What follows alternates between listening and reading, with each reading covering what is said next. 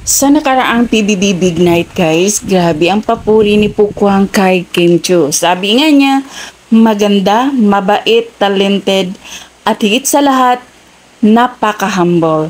Kaya di naman talaga maipagkakaila na simula nung nanalo talaga si Kim, ilang years na hanggang ngayon, hindi talaga nagbabago. Ganon pa rin talaga siya. Napakabait, family-oriented, at magaling makisama. Kaya lahat ng mga nakasama ni Kim sa pelikula, teleserye, o kung ano pa man sa showbiz industry, wala talagang masamang tinapay na maikomento sa kanya dahil sa napakabait naman talaga ni Kim.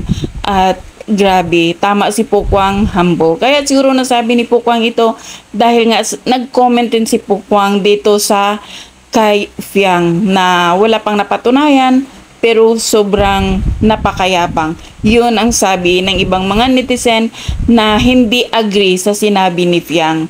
At tama din si Pukwang sa sinabi niyang pag-aralan mo ng maging humble. So yun lang guys.